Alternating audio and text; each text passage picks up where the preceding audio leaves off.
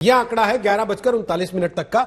बांकुरा में 36.48% वोट, झारग्राम में 36.87% वोट, पश्चिमी मिदनापुर में 35.9% वोट, पूर्वी मिदनापुर में 38.8% वोट और पुरुलिया में 33.65% वोट।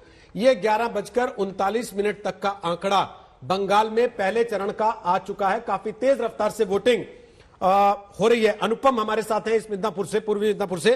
अनुपम, क्या मायने निकालेंगे इसके? ये देखिए, बंगाल का चरित्र है। बंगाल में वोटिंग परसेंटेज हमेशा से ही ज्यादा होती है, 80 से 90% होती है और कई बार तो देखा गया 90% से ऊपर भी वोटिंग हो जाती है। तो जिस तरह के आंकड़े आ रहे हैं स्वाभाविक हैं, इसी तरह की वोटिंग परसेंटेज हमेशा से होती रही है। बंगाल के लोग काफी जागरूक हैं इस मामले में और पूरे नॉर्थ ईस्ट में अगर हम वोटिंग परसेंटेज देखें तो अन्य भागों की तुलना में यहाँ पर वोटिंग परसेंटेज काफी ज्यादा होता है, 90% के आसपास होता है। तो इस बार भी महसूस किया जा रहा है कि 90% के आसपास वोटिंग परसेंटेज होना चाहिए। और दूसरी सबसे बड़ी बात है कि छिटपुट हिंसा की घटनाओं के अलावा बड़ी कोई हिंसा की घटना अभी तक नहीं है। तो जिस तरह पिछले चुनावों में हमने देखा था कि शुरुआत में ही काफी बड़ी हिंसा की घटनाएं हो जाती हैं, वैसी बहुत बड़ी हिंसा की घटनाएं अभी तक नहीं है। छिटपुट बहुत मामूली कई घटनाएं हुई हैं। आरोप प्रत्यारोप की राजनीति बहुत ज्यादा है। आरोप लगाए जा रहे हैं बीजेपी की ओर से भी, टीएमसी की ओर से भी और दोनों ही पक्षों की ओर से चुनाव आयोग में शिकायत भी दर्ज कराई जा रही है।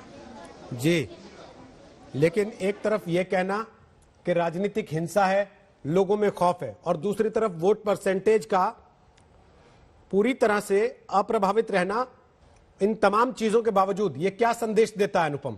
क्या यह नहीं बताता कि जनता उत्साहित है वोट डालने के लिए आज भी? जी बिल्कुल, इससे पहले भी अगर दशकों पहले का हम इतिहास देखें तो हिंसा का इतिहास शुरू से रहा है। यहाँ वामपंथ के समय में था, टीएमसी के समय में था और चल रहा है। लेकिन जो वोटिंग परसेंटेज है वो उसमें कभी भी कमी नहीं आई है।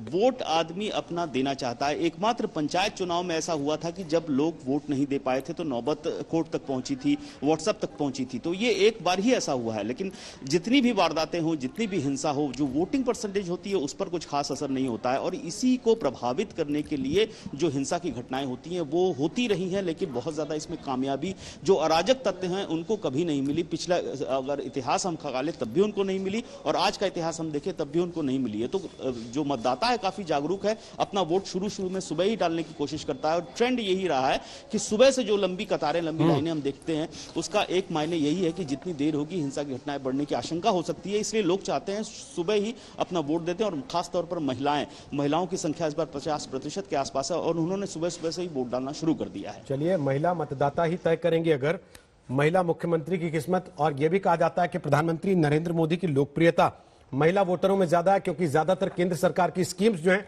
वो महिलाओं के हित से जुड़ी हुई स्कीम्स हैं।